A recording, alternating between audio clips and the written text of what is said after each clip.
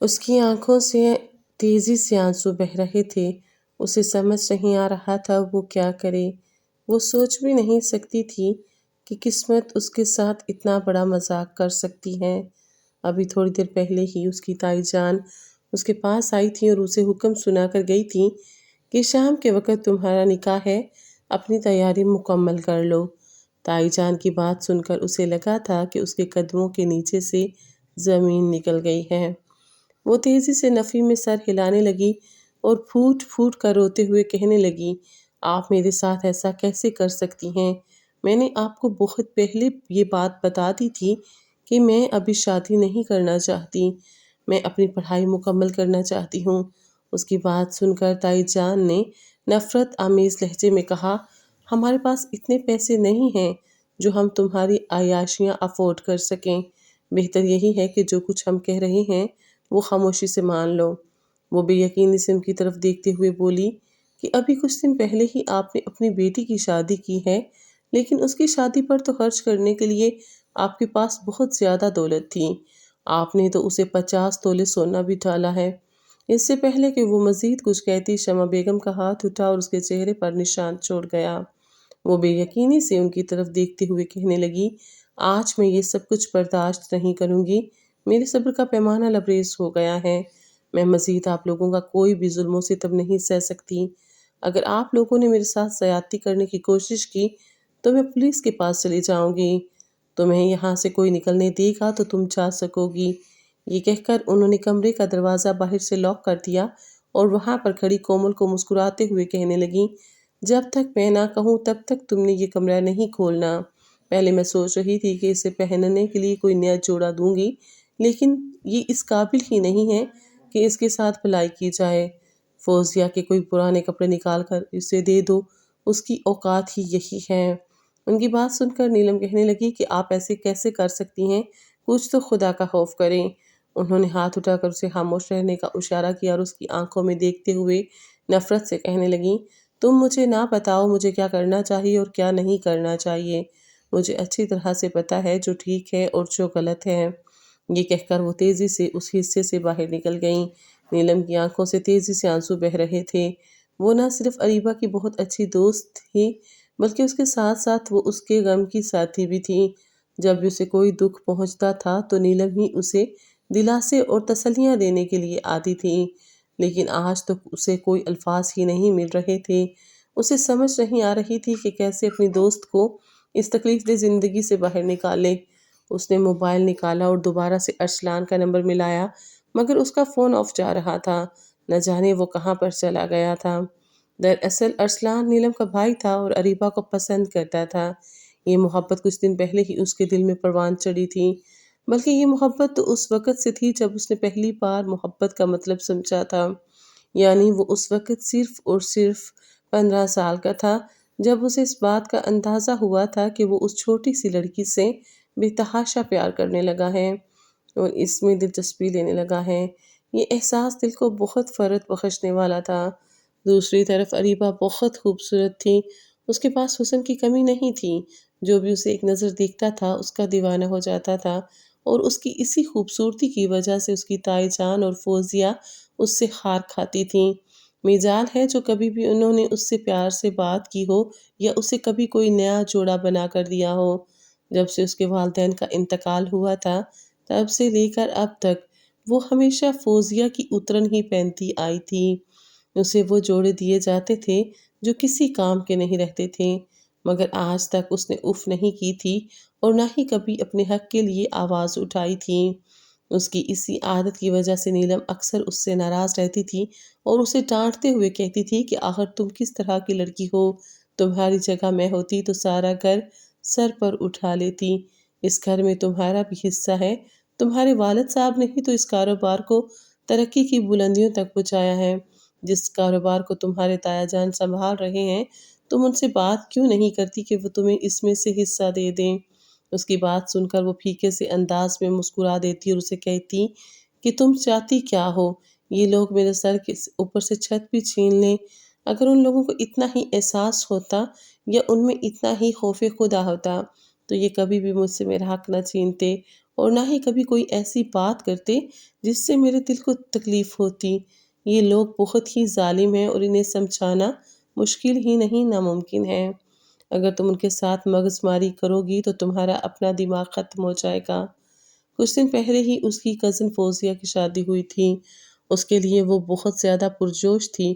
اسے لگ رہا تھا کہ اس کی تائی جان اسے نیا جوڑا بنا کر دیں گی، لیکن یہ اس کی بدقسمتی ہوئی کہ تائی جان نے اسے صاف صاف کہہ دیا تھا، تم اس قابل ہی نہیں ہو کہ تمہارے ساتھ حسن سلوک کیا جائے۔ اس کے ساتھ بدتمیزی کرنے کی دوسری بڑی وجہ یہ بھی تھی کہ اس کی ماں ایک طوائف تھی، جو کہ اس کے بابا نے اپنی مرضی سے شادی کی تھی اور اپنی خاندانی روایات کے خلاف چلے گئے تھے۔ تو اسی وقت دادا جان نے ساری جائیداد اپنے سب سے بڑے بیٹے کامران کے نام لگا دی تھی۔ اسی وجہ سے وہ خود کچھ نہیں کر پائے تھے، نہ تو وہ اپنے بیٹے کے خلاف جا سکے تھے اور نہ ہی اس کا ساتھ دینے کے لیے تیار ہو رہے تھے۔ مجبوری میں انہوں نے اپنی بہو کو اپنے گھر تو رکھ لیا تھا، لیکن کوئی بھی ان کی عزت نہیں کرتا تھا۔ آمنہ بیگم کو سب لوگ ہی نفرت بری نظروں سے دیکھتے تھے، مگر انہیں کبھی بھی اس چیز سے فرق نہیں پڑا تھا، کیونکہ ان کے شوہر نے انہیں یہ بات سمجھا دی تھی کہ تم یہاں پر میری وجہ سے آئی ہو اور تمہارا فرض بنتا ہے کہ تمہیں صرف اور صرف میری فکر ہونی چاہیے، میرے علاوہ کسی اور کی باتوں کی طرف توجہ دینے کی ضرورت نہیں ہے اور نہ ہی کسی اور بات کی فکر کرنے کی ضرورت ہے۔ کوئی جو بھی کہتا ہے، جو بھی کرتا ہے، اس سب سے تمہارا کوئی مطلب نہیں ہے۔ اگر کوئی تم سے پیار سے بات کر لے تو تمہارا فرض بنتا ہے کہ اس سے پیار سے بات کرو، لیکن اگر کوئی تم سے بدتمیزی کرنے کی کوشش کرے تو تم مجھے آ کر بتاؤ، میں خود اس سے نمٹ لوں گا۔ تمہیں خود کو پریشان کرنے یا پھر ان مشکلوں میں الجھانے کی ضرورت نہیں ہے۔ چونکہ وہ آمنہ بیگم سے بہت محبت کرتے تھے اور ان کی بہت عزت اور قدر کرتے تھے، یہی وجہ تھی کہ اتنی مخالفتوں کے باوجود بھی انہوں نے اس عورت کو اپنی زندگی میں شامل کر لیا تھا اور اسے وہ مقام دیا تھا جس کا آمنہ بیگم ہمیشہ خواب دیکھتی آئی تھیں۔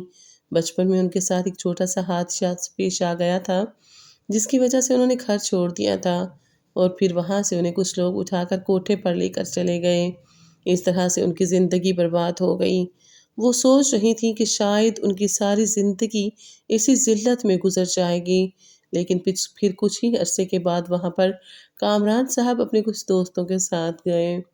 یوں تو انہیں ان جگہوں سے ذرا بھی دلچسپی نہیں تھی، لیکن وہ ایک شرط ہار گئے تھے اور اب اپنے دوست کے کہنے پر وہاں گئے تھے۔ جب انہوں نے وہاں پر ایک بہت ہی خوبصورت حسینہ کو رقص کرتے ہوئے دیکھا تو انہیں اپنا دل سینے سے نکلتا ہوا محسوس ہوا۔ وہ سوچ بھی نہیں سکتے تھے کہ کبھی انہیں یوں اچانک کسی سے محبت ہو جائے گی۔ اگر یہ کہا جائے کہ آج سے پہلے وہ محبت پر یقین نہیں رکھتے تھے تو اس میں کچھ بھی غلط نہیں ہوگا۔ بلا شبہ ان کے نظریات سب لوگوں سے مختلف تھے۔ ان کا ماننا یہ تھا کہ انسان کسی کو پسند کر سکتا ہے، لیکن محبت کا جذبہ ایک فضول جذبہ ہے، اور آج جب انہوں نے آمنہ بیگم کو دیکھا تو انہیں پتہ چلا کہ یہ جذبہ تو سب سے خوبصورت جذبہ ہے جو انسان کے دل کو منور کر دیتا ہے، جو اس کی روح کو تازگی دیتا ہے اور جو اس کے ذہن کو سکون پہنچاتا ہے۔ انہوں نے جب اپنے قریب کھڑے دوست سے کہا کہ مجھے یہ عورت چاہیے، میں اس سے نکاح کرنا چاہتا ہوں، تو دلاور صاحب حیران رہ گئے اور ان کی طرف دیکھتے ہوئے کہنے لگے، تم پاگل واگل تو نہیں ہو گئے؟ یہ کس طرح کی باتیں کر رہے ہو؟ میں تمہیں یہاں پر اس لیے نہیں لایا تھا کہ تم یہاں پر ان گھٹیا عورتوں سے نکاح کرو۔ ارے یہ عورتیں اس قابل نہیں ہوتی کہ انہیں ہم اپنے گھروں کی زینت بنائیں۔ اگر تمہیں کسی عورت سے نکاح کرنا ہے تو خاندانی لڑکی سے کرو۔ اس کی بات سن کر کامران صاحب نے غصے سے اس کے چہرے کی طرف دیکھا اور ڈانٹتے ہوئے کہنے لگے، اصول صرف عورتوں کے لیے نہیں ہیں، اصول تو مردوں کے لیے بھی ہونے چاہیے۔ تم اگر اپنے لیے ایک خاندانی عورت چاہتے ہو تو اس کے لیے تمہیں بھی خاندانی بننا پڑے گا، اور اگر تمہارا ماننا یہ ہے کہ اس کوٹھے پر رہنے والی عورتیں خاندانی نہیں ہیں تو اس پر آنے والا ہر مرد بھی خاندانی نہیں ہے۔ میں نے فیصلہ کر لیا ہے کہ میں اس عورت سے نکاح کروں گا، مجھے بتاؤ اس کے لیے مجھے کس سے بات کرنی پڑے گی؟ دلاور صاحب کو ان کی ذہنی حالت پر شک ہونے لگا۔ انہوں نے ان کے سامنے ہاتھ جوڑ دیے اور کہنے لگے، میں تمہیں اس عورت کے پاس پہنچا دیتا ہوں، لیکن خدا کا واسطہ ہے اپنے بابا جان کو میرے بارے میں نہ بتانا کہ میں تمہیں یہاں پر لایا تھا۔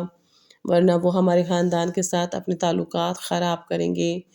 دلاور صاحب کو اب اپنی فیملی کی فکر ہونے لگی تھی، چونکہ ان کے شمریز کے گھر والوں کے ساتھ تعلقات بہت اچھے تھے اور کامران کے بھی دلاور خان کے ساتھ دوستی تھی، اسی وجہ سے بزنس میں بھی پارٹنرشپ تھی۔ شمریز خان اپنے بیٹے کامران کو ہمیشہ ہی سمجھاتے تھے کہ اس شخص سے دور رہا کرو، مجھے یہ شخص بالکل بھی اچھا نہیں لگتا، لیکن چونکہ کامران دلاور کو پسند کرتا تھا تو انہوں نے ایک لمبا عرصہ ساتھ گزارا تھا، اسی وجہ سے یوں ایک دم سے چھوڑنا ان کے لیے مشکل ہی نہیں ناممکن تھا۔ وہ اپنے باپ کو تسلی تو دیتے تھے، لیکن اس کے ساتھ ساتھ دل میں خود سے بھی عہد کرتے تھے چاہے کچھ بھی ہو جائے وہ اس انسان کا کبھی ساتھ نہیں چھوڑیں گے۔ خیر وہ وہاں پر زلیخا بیگم کے پاس گئے، جب انہوں نے اپنی پسند کا اظہار کیا تو وہ بھی حیران رہ گئیں اور کہنے لگیں کہ مجھے تم ذہنی پاگل لگ رہے ہو۔ تو وہ مسکراتے ہوئے کہنے لگے جب تک محبت نہیں ہوئی تھی تب تک میں بالکل ٹھیک تھا، لیکن محبت ہونے کے بعد مجھے بھی یہ احساس ہو گیا ہے کہ میں پاگل ہو گیا ہوں۔ وہ کھل کر مسکرا رہے تھے، خوشی ان کے چہرے سے جدا ہونے کا نام نہیں لے رہی تھی۔ جب انہیں اس بات کا خیال آتا کہ بہت جلد وہ اپنی محبت کو پانے والے ہیں تو ان کی خوشی دو گنا ہو جاتی۔ تھوڑے ہی فاصلے پر آمنہ بیگم کھڑی تھیں، وہ خوف سے کانپ رہی تھیں۔ کچھ دیر پہلے ہی لڑکیاں انہیں ڈرا کر گئی تھیں کہ یہ انسان تمہیں خرید کر لے جائے گا اور تمہارے ساتھ بہت برا سلوک کرے گا، ساری زندگی اپنے پاس قید رکھے گا، تم اس کے ساتھ جانے سے انکار کر دو۔ جب انہوں نے زلیخا بیگم سے جا کر یہ بات کہی تو جواب میں ان کے چہرے پر ایک زوردار تھپڑ پڑا۔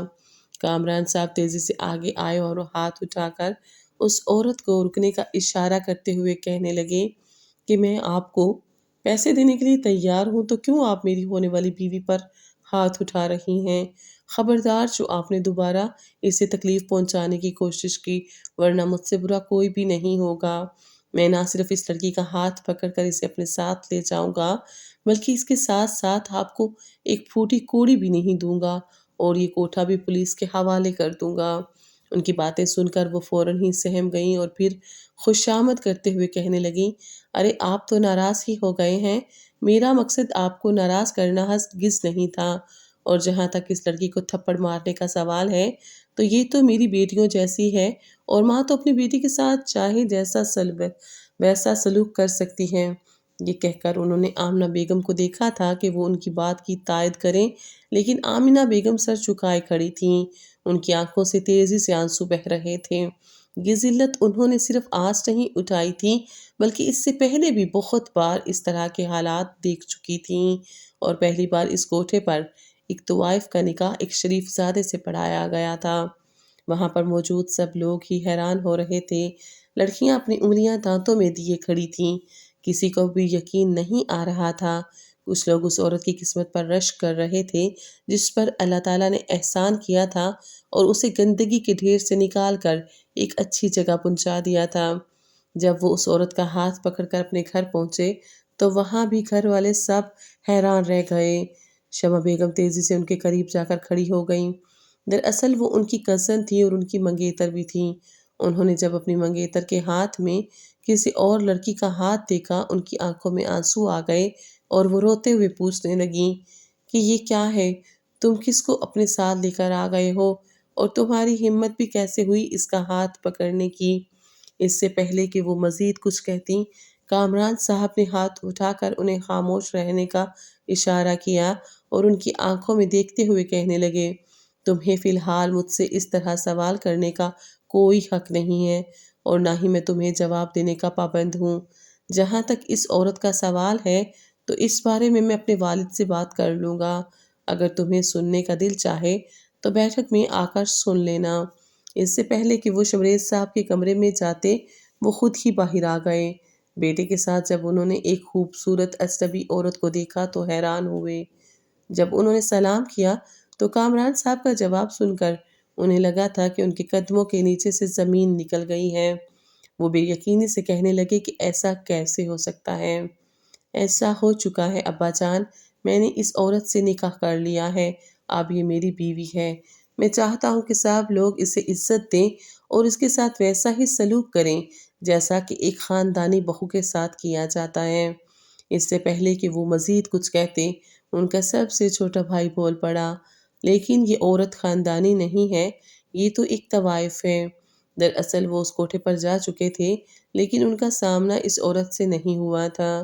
ان کی بات سن کر وہاں پر موجود سب لوگوں کو ہی سانپ سونگھ گیا۔ شمریز صاحب نے بہت واویلا مچایا تھا اور دھمکیاں دی تھیں کہ اگر تم نے اس عورت کو نہ چھوڑا تو میں تمہیں گھر سے باہر نکال دوں گا۔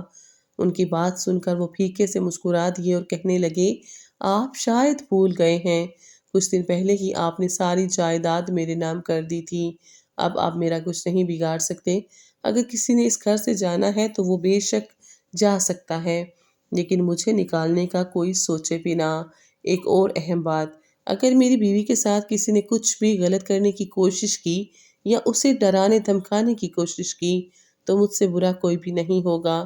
میں اس انسان کے ساتھ وہ سلوک کروں گا کہ وہ ساری زندگی یاد رکھے گا اور مرنے کے بعد بھی وہ نہیں بھولے گا۔ یہ کہہ کر انہوں نے اپنی بیگم کا ہاتھ پکڑا اور انہیں لے کر اپنے کمرے میں چلے گئے۔ آمینہ بیگم کو اپنی قسمت پر بہت رشک آ رہا تھا۔ وہ سوچ بھی نہیں سکتی تھیں کہ زندگی یوں ان پر مہربان ہو جائے گی۔ کچھ عرصہ پہلے تک انہیں اپنی زندگی سے شدید نفرت تھی، لیکن اب انہیں ایک دم ہی محبت ہو گئی تھی۔ 1 سال کے بعد اللہ تعالیٰ نے انہیں ایک بہت ہی پیاری بیٹی سے نوازا، جس سے ان کی زندگی مکمل ہو گئی۔ اریبہ ایک بہت ہی پیاری اور معصوم بچی تھی، ہر کوئی اس سے بہت پیار کرتا تھا۔ جہاں تک شمع بیگم کا سوال تھا تو ان کی شادی کامران صاحب کے بڑے بھائی اکرام صاحب سے کر دی گئی۔ وہ اس پر بالکل بھی خوش نہیں تھیں، کیونکہ سب سے بڑی وجہ یہ تھی کہ وہ دونوں ایک ہی گھر میں رہتے تھے۔ بچپن سے لے کر اب تک انہوں نے جس شخص سے محبت کی تھی وہ کسی اور کے ساتھ تھا، اور خود ان کا نکاح اسی شخص کے بھائی کے ساتھ ہو گیا تھا۔ یہ ایک بہت تکلیف دہ بات تھی۔ جب اریبہ 7 سال کی ہوئی تو اس کے والدین کا ایک کار ایکسیڈنٹ میں انتقال ہو گیا۔ اس دن وہ بہت زیادہ روئی۔ شمع بیگم نے اسے نفرت بھری نظروں سے دیکھا اور دل ہی دل میں عہد کیا کہ اب ساری زندگی وہ اس لڑکی کو رلاتی ہی رہیں گی، کیونکہ اس لڑکی کی ماں کی وجہ سے وہ بھی اتنا ہی روئی تھیں۔ پھر کیا تھا، انہوں نے اس بچی پر ظلم و ستم کے پہاڑ گرا دیے۔ وہ چھوٹی سی تھی، لیکن اس کے باوجود اس سے گھر کے کام کروائے جاتے تھے۔ سردیوں میں ٹھنڈے پانی سے اس سے برتن دھلوائے جاتے اور پورے گھر میں جھاڑو بھی وہی دیتی تھی۔ شمریز صاحب اپنی پوتی کی جب یہ حالت دیکھتے تھے تو ان کی آنکھوں میں آنسو آ جاتے تھے۔ وہ کچھ کہنا چاہتے تھے، لیکن اکرام صاحب ہمیشہ ہی انہیں خاموش کروا دیتے تھے۔ دوسری طرف اپنی بہو کی وجہ سے بھی وہ کچھ نہیں بول پا رہے تھے، کیونکہ وہ خود بھی بہت زیادہ بوڑھے ہو چکے تھے اور ان میں اتنی ہمت نہیں تھی کہ وہ ان لوگوں کا مقابلہ کر سکیں۔ انہوں نے اسے اللہ تعالیٰ کے آسرے پر چھوڑ دیا تھا۔ وہ اس کے لیے دعا کرنے لگے۔ اب اس کے علاوہ ان کے پاس دوسرا کوئی راستہ نہیں تھا۔ جب اریبہ کے دادا کا انتقال ہوا، اس کے بعد اس کے لیے زندگی مزید مشکل ہو گئی۔ اسے بچپن سے ہی پڑھنے کا بہت شوق تھا، لیکن کسی نے بھی اسے اجازت نہیں دی تھی۔ اس کی تائی جان نے تو یہاں تک کہہ دیا تھا کہ تم جیسی لڑکی کو میں گھر سے باہر نہیں نکال سکتی، کیا پتہ کہ تم واپس ہی نہ آؤ۔ وہ اس کے کردار پر الزام لگا رہی تھیں اور اسے کہتی تھیں کہ جس طرح تمہاری ماں اپنی جوانی میں بھاگ کر کوٹھے پر چلی گئی تھی، کیا پتہ کہ تم بھی وہاں پر چلی جاؤ۔ تمہاری وجہ سے ہمارے خاندان کی عزت پر حرف آئے گا اور میں ایسا کبھی نہیں ہونے دوں گی۔ یہ ساری باتیں سن کر اس کا دل خون کے آنسو روتا تھا۔ اکثر ہی وہ رات کو چھت پر چلی جاتی اور روتے ہوئے اپنی ماں سے فریاد کرتے ہوئے کہتی کہ اماں، کاش تم طائف نہ ہوتی، یا کاش تم مجھے اکیلے چھوڑ کر نہ جاتی۔ تمہاری وجہ سے میری زندگی بہت مشکل ہو گئی ہے۔ یہ لوگ مجھے ایک لمحے کے لیے بھی جینے نہیں دیتے۔ مجھے لگ رہا ہے کہ میں ساری عمر اسی طرح تکلیف میں گزاروں گی۔ تھوڑا سا ٹائم مزید گزرا تھا کہ اس کی پھپھو آ گئیں۔ تب وہ ایک سرکاری اسکول میں پڑھتی تھی اور یہ اجازت بھی اسے بڑی مشکل سے ملی تھی۔ اس کی پھپھو نے جب اس کی حالت دیکھی تو انہیں بہت دکھ ہوا اور انہوں نے اپنے بھائی سے بات کرتے ہوئے کہا کہ میں اسے اپنے ساتھ لے کر جاؤں گی، لیکن تائی جان کو یہ بھی گوارا نہیں تھا۔ وہ کیسے اس لڑکی کو اپنے ہاتھ سے نکلنے کی اجازت دے سکتی تھیں؟ حالانکہ وہ یہ بات بھی بہت اچھے طریقے سے جانتی تھیں کہ اگر وہ لڑکی ان کے ہاتھوں سے نکل کر کسی اور جگہ پر چلی گئی تو اریبہ کی زندگی اچھی ہو جائے گی۔ ان کے انکار پر پھپھو جان نے ان کی آنکھوں میں دیکھتے ہوئے کہا، اگر تم اسے میرے ساتھ بیچنے پر رضامند نہیں ہو تو پھر مجھے اس کا خرچہ اٹھانے کی اجازت دے دو، کیونکہ ان دو کاموں میں سے کوئی ایک کام تو میں کر کے ہی رہوں گی۔ انہوں نے اریبہ سے پوچھا، تمہیں کس چیز کا شوق ہے؟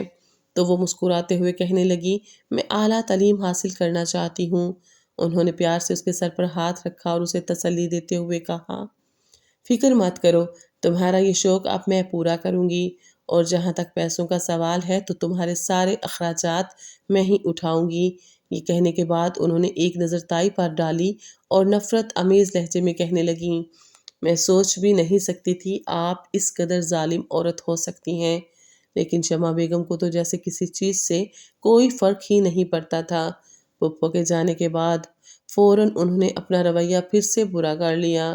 ان کا مقصد ہی یہی تھا کہ وہ اس چھوٹی سی لڑکی کو تکلیف پہنچائیں، اس کو وہ زندگی دیں جس میں وہ ہمیشہ دکھ میں مبتلا رہے۔ ان کی صرف ایک ہی بیٹی تھی اور وہ بہت لڑاکا تھی۔ حسن کے معاملے میں وہ اریبہ سے بہت کم تھی۔ یہی وجہ تھی کہ وہ اس سے جلتی تھی۔ اریبہ کے چچا کی بھی ایک بیٹی تھی نیلم، جس کے ساتھ اس کی اچھی خاصی دوستی تھی۔ اس کا بھائی اریبہ کو پسند بھی کرتا تھا، لیکن ان کی ماں یہ سب کچھ قبول کرنے کے لیے تیار ہی نہیں تھی۔ ایک بار ارسلان نے اپنی پسند کا اظہار کیا تو رقیہ بیگم نفرت بھرے انداز میں کہنے لگیں، اگر تم نے اس سے شادی کرنی ہے تو پھر تمہیں مجھے چھوڑنا ہوگا، یا تو تمہیں اس لڑکی کو اپنانا ہوگا یا پھر تم مجھے اپناؤ گے۔ ماں کی بات سن کر وہ مکمل طور پر خاموش ہو گیا تھا۔ اپنی ماں کو چھوڑنا اس کے لیے مشکل ہی نہیں، ناممکن تھا۔ اسے یہ بھی اندازہ ہو گیا تھا کہ وہ اگر زبردستی اس لڑکی کو بیوی بنا کر اس گھر میں لے آئے تب بھی کبھی بھی اسے وہ عزت نہیں دلا پائے گا جس کی وہ حقدار ہے۔ یہی وجہ تھی کہ وہ پیچھے ہٹ رہا تھا، اور نیلم کو اپنے بھائی کی یہ بات بہت غلط لگ رہی تھی۔ وہ اسے ڈانٹ رہی تھی اور کہہ رہی تھی کہ آخر تم کس طرح کے انسان ہو جو اپنی محبت کے لیے آواز اٹھانا ہی نہیں جانتے۔ اب وہ اپنی بہن کو کیسے سمجھاتا کہ صرف ایک ہی پہلو سے نہیں دیکھتے، بلکہ ایک بات کے بہت سے پہلو ہوتے ہیں جن پر غور و فکر کرنا پڑتا ہے۔ لڑکیوں کے پاس تو دماغ کم ہی ہوتا ہے، جس کی وجہ سے وہ سوچنے سمجھنے کی صلاحیت سے محروم ہوتی ہیں، لیکن لڑکوں کو ہر طرف سے دیکھنا پڑتا ہے اور پھر اس کے بعد جا کر فیصلہ کرنا پڑتا ہے۔ ایک طرف فیملی ہوتی ہے، دوسری طرف معاشرے کا زور ہوتا ہے، اور تیسری طرف محبت ہوتی ہے۔ اس سب میں انہیں ایک چیز کو ہمیشہ ہی قربان کرنا پڑتا ہے، اور ان کی یہ بدقسمتی ہوتی ہے کہ وہ ہمیشہ ہی اپنی محبت کو قربان کر دیتے ہیں۔ فوزیہ کا رشتہ ایک بہت بڑے گھر میں ہو گیا تھا۔ وہ اپنی شادی کے لیے بہت پرجوش تھی، لاکھوں کی شاپنگ کر رہی تھی، مگر مجال ہے جو کبھی بھی اس نے اریبہ کو ایک چیز خرید کر دی ہو۔ وہ اسے اپنے ساتھ بازار ضرور لے کر جاتی تھی، لیکن اس بیچاری کا کام صرف اور صرف اپنی کزن کے بیگز اٹھانا ہوتا تھا۔ نیلم کو جب اس بارے میں پتہ چلا تب اس نے بہت واویلا کیا۔ اس کی بات سن کر اریبہ پھیکے سے انداز میں مسکرا دی اور کہنے لگی کہ میرے نصیب میں یہ ذلت لکھی ہوئی ہے، جب تک اللہ مجھے اس سے نہیں نکالے گا تب تک میں اس سے نکل نہیں سکتی۔ مجھے پتہ ہے کہ یہ آزمائش جلد ہی ختم ہوگی اور میری زندگی بہت پرسکون ہو جائے گی۔ مجھے صرف اور صرف صبر کرنا ہے اور ڈٹ کر ان مشکلات کا سامنا کرنا ہے۔ نیلم کو بعض اوقات اس کے صبر پر بہت رشک آتا تھا۔ وہ سوچ بھی نہیں سکتی تھی کہ کم عمر لڑکی اتنی صابر ہو سکتی ہے۔ وہ اس کے لیے دل سے دعا کرتی تھی کہ اللہ تعالیٰ اس کے نصیب میں ایک بہت ہی زبردست انسان لکھے جو اس کی تمام خواہشات کو پورا کرے، جو اسے دکھ کے سمندر سے نکال کر خوشیوں کے باغات میں لے جائے۔ اور اسے یقین تھا کہ ایک دن اس خوبصورت سی پیاری سی لڑکی کو ایسا انسان ضرور ملے گا، کیونکہ وہ اسی قابل تھی۔ فوزیہ کی شادی کا دن تھا۔ اس نے پرانا سا لباس پہنا ہوا تھا اور چہرہ میک اپ سے بالکل پاک تھا، مگر اس کے باوجود بھی وہ بہت خوبصورت لگ رہی تھی۔ اگر یہ کہا جائے کہ وہاں موجود لڑکیوں میں سب سے منفرد اور دلکش نظر آ رہی تھی تو اس میں کچھ بھی غلط نہیں ہوگا۔ بلا شبہ اللہ تعالیٰ نے اسے بہت ہی زیادہ خوبصورتی سے نوازا تھا، اور وہ اپنی خوبصورتی کی حفاظت کرنا بھی جانتی تھی۔ اس نے اپنے سر پر بہت ہی شائستگی سے دوپٹہ لیا ہوا تھا۔ اس فنکشن میں محراب خان زادہ بھی آیا تھا، جو کہ شہر کا سب سے بڑا بزنس مین تھا۔ جب اس کی نظر اس معصوم سی لڑکی پر پڑی تو اس کے لبوں پر مسکراہٹ چھا گئی۔ اس لڑکی کو وہ کافی عرصے سے تلاش کر رہا تھا۔ اسے نہیں معلوم تھا کہ وہ لڑکی اسے یہاں پر مل جائے گی۔ دراصل کچھ عرصہ پہلے ہی وہ شاپنگ کرنے کے لیے مال میں گیا۔ وہاں پر اس کا ٹکراؤ اریبہ سے ہو گیا تھا۔ وہ جلدی سے پیچھے کی طرف ہو گئی اور معافی مانگتے ہوئے کہنے لگی، غلطی ہو گئی ہے، معاف کر دیں۔ محراب پہلے تو حیران ہوا کیونکہ اس میں اس لڑکی کی کوئی غلطی نہیں تھی۔ ساری غلطی اس کی اپنی تھی کیونکہ وہ موبائل کی طرف دیکھتا جا رہا تھا۔ یہ کہہ کر وہ سائڈ سے گزرنے ہی لگی تھی کہ محراب نے اسے پکارا، مگر وہ ڈر کر وہاں سے بھاگ گئی۔ یہ دیکھ کر اس کے لبوں پر مسکراہٹ چھا گئی۔ آج سے پہلے اس نے اس قدر ڈرپوک اور خوبصورت لڑکی پہلے کبھی نہیں دیکھی تھی۔ نہ چاہتے ہوئے بھی وہ اس کی ذات میں دلچسپی لینے لگا اور اسے پسند کرنے لگا۔ گھر جانے کے بعد بھی کافی دیر تک وہ اسی کے بارے میں سوچتا رہا۔ تنگ آ کر اس نے اپنے ایک جاننے والے کو کال کی اور اسے بتایا کہ مجھے ایک لڑکی پسند آ گئی ہے، مجھے اس کے بارے میں ساری ڈیٹیل نکلوا کر دو۔ وہ سوچ بھی نہیں سکتا تھا کہ اسے بھی کبھی پہلی نظر کی محبت ہو جائے گی۔ وہ تو ایک بہت ہی پتھر دل کا انسان تھا۔ آج تک اس کا کسی بھی لڑکی پر دل نہیں آیا تھا، بلکہ وہ تو عورت کے چکر کو ہی فضول سمجھتا تھا۔ وہ سوچتا تھا کہ یہ صرف اور صرف وقت کا ضیاع ہے۔ حقیقی خوشی انسان کو صرف اور صرف اپنے اوپر خرچ کر کے ہی مل سکتی ہے، یا اپنے خاندان والوں کے اوپر خرچ کر کے ہی انسان پرسکون رہ سکتا ہے۔ اس کے علاوہ کسی باہر کی عورت کے ناز نخرے اٹھانا بیکار کام ہے۔ مگر اب جب اس نے اس لڑکی کو دیکھا تو اس کے دل میں شدت سے یہ خواہش جاگی تھی کہ وہ اس کے نام پہ سارا شاپنگ مال خرید لے۔ وہ اس کا پیچھا کرنے لگا اور یہ سب کچھ وہ جانے انجانے میں کر رہا تھا۔ اگلے دن وہ اسی جگہ پر گیا تو اریبہ تب بھی ایک دکان کے اندر تھی اور شاپنگ کر رہی تھی۔ وہاں پر جا کر اسے اندازہ ہوا کہ یہ لڑکی خود یہاں پر اپنے لیے شاپنگ کرنے نہیں آتی، بلکہ اس کی ایک کزن ہے جو اس پر حد سے زیادہ رعب جماتی ہے اور حد سے زیادہ بدتمیزی کرتی ہے۔ وہ آس پاس کے لوگوں کا خیال بھی نہیں کر رہی تھی۔ وہاں پر کھڑے ہوئے سب سیلز بوائے کو یہ دیکھ کر غصہ آ رہا تھا، مگر ان میں سے کسی کی بھی یہ ہمت نہیں تھی کہ وہ اس لڑکی کو خاموش کروا سکیں۔ اریبہ کو بھی شدید شرمندگی کا احساس ہو رہا تھا۔ اسے سمجھ نہیں آ رہا تھا کہ وہ کیا کرے، کیسے اس عورت کو چپ کروائے۔ جب وہ وہاں پر گیا تو فوزیہ سے مخاطب ہوتے کہنے لگا، لگتا ہے آپ کو بات کرنے کی تمیز نہیں ہے۔ فوزیہ پہلے تو اسے دیکھ کر حیران رہ گئی کیونکہ وہ اس شہر کا سب سے بڑا بزنس مین تھا۔ اس کے بارے میں کون نہیں جانتا تھا، مگر جب اس نے اس کی اگلی بات سنی تو اسے بہت زیادہ شرمندگی ہوئی۔ وہ اس سے بدتمیزی بھی نہیں کر سکتی تھی کیونکہ وہ اس کے والد کو بزنس میں سپورٹ کر رہا تھا۔ اسی وجہ سے اس کی مجبوری بن گئی تھی کہ وہ اس کی باتیں سنے۔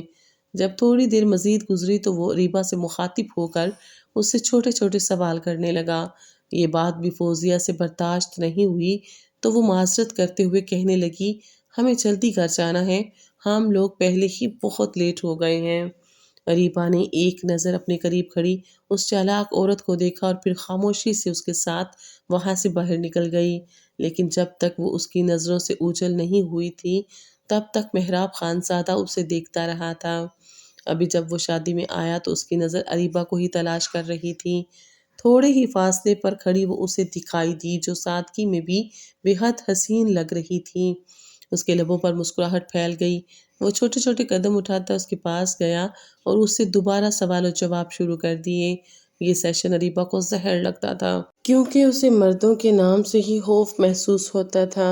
اس کے ذہن میں ایک ہی بات بیٹھی ہوئی تھی کہ بھائی، شوہر، بیٹے اور باپ کے علاوہ کوئی بھی آپ لوگوں کے ساتھ وفادار نہیں ہوتا۔ ان کے علاوہ کسی پر بھی بھروسہ نہیں کرنا چاہیے اور نہ ہی کسی کو اتنا حق دینا چاہیے کہ وہ آپ کی زندگی برباد کر سکیں۔ یہاں پر موجود سب لڑکیاں ہی میرے پیچھے گھوم رہی ہیں، لیکن آپ کو دیکھ کر یوں لگ رہا ہے جیسے آپ کو میری ذات میں کوئی دلچسپی ہی نہیں ہے۔ اس کے شکایتی انداز پر اریبہ نے غصے بھری نظر اس پر ڈالی اور کہنے لگی، میرا شمار ان لڑکیوں میں نہیں ہوتا۔ میرا اپنا ایک الگ معیار ہے اور ایک الگ مقام ہے۔ میری اپنی شناخت ہے اور میری اپنی الگ پسند ہے۔ ضروری نہیں ہے جو باقی سب کو پسند آئے وہ مجھے بھی پسند آ جائے۔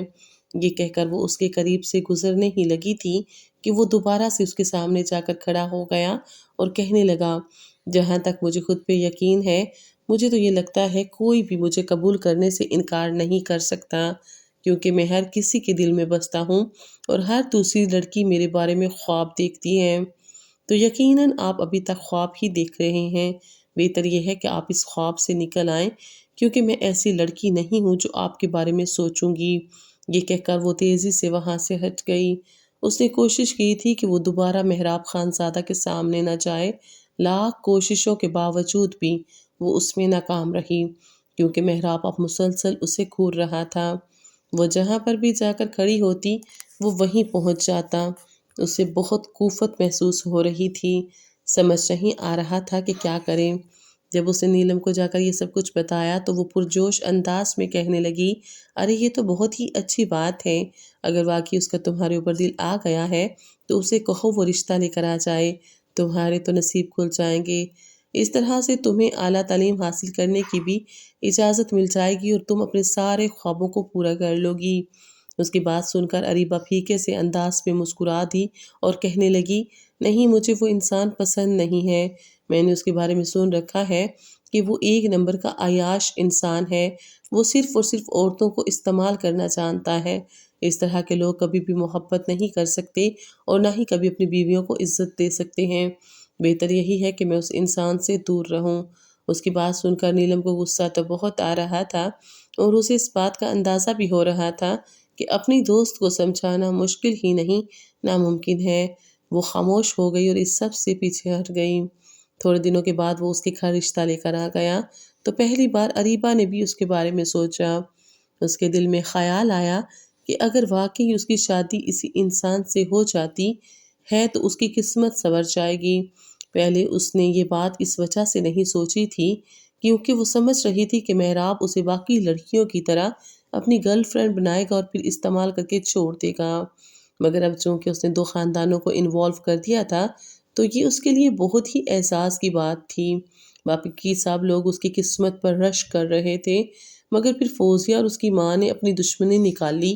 انہوں نے اس سے رشتے سے انکار کر دیا اور اس کا نکاح ایک ٹیکسی ڈرائیور سے کرنے کا فیصلہ کیا۔ وہ رو رہی تھی، چلا رہی تھی، مگر کوئی بھی اس کی بات سننے والا نہیں تھا۔ وہ اس ٹیکسی ڈرائیور کے ساتھ گاڑی میں بیٹھی ہوئی تھی، ایک بار بھی اس نے نظر اٹھا کر اپنے شوہر کی طرف نہیں دیکھا تھا، کیونکہ اسے اس سے شدید نفرت کا احساس ہو رہا تھا۔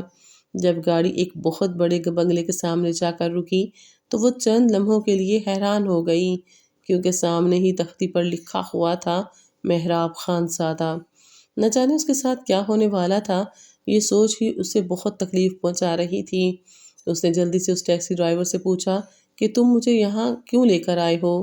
تو وہ مسکراتے ہوئے کہنا لگا، جہاں پر تمہیں لانا چاہیے تھا وہیں پر لایا ہوں۔ اس کی آواز اسے جانی پہچانی معلوم ہو رہی تھی۔ دراصل ٹیکسی ڈرائیور نے پی کیپ پہن رکھی تھی، جس کی وجہ سے اس کا چہرہ ٹھیک طرح سے نظر نہیں آ رہا تھا۔ جب اس نے ٹوپی ہٹائی تو اس کے چہرے کو دیکھ کر ایک لمحے کے لیے اریبہ کو لگا کہ اس نے کچھ غلط دیکھ لیا ہے۔ وہ تیزی سے نفی میں سر ہلانے لگی اور اس سے کہنے لگی کہ تمہاری ہمت بھی کیسے ہوئی مجھے یہاں پر لانے کی؟ میرا تمہارے ساتھ کوئی تعلق نہیں ہے، میں اسد مہراب خان کی بیگم ہوں۔ دراصل یہ نام اس نے سنا تھا مگر اس پر غور نہیں کیا تھا۔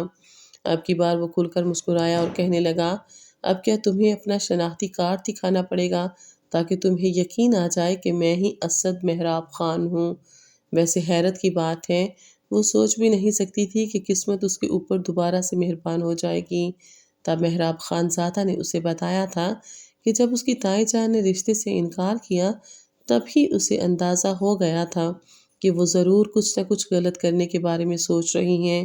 چونکہ وہ اریبہ سے بہت محبت کرتا تھا اور اسے اپنے ہاتھوں سے نکلنے نہیں دیکھ سکتا تھا، اسی وجہ سے اس نے اکرام صاحب کو دھمکی دی تھی، اگر آپ نے اپنی بھتیجی کی شادی مجھ سے نہیں کروائی تو میں آپ کی کمپنی کو برباد کر دوں گا۔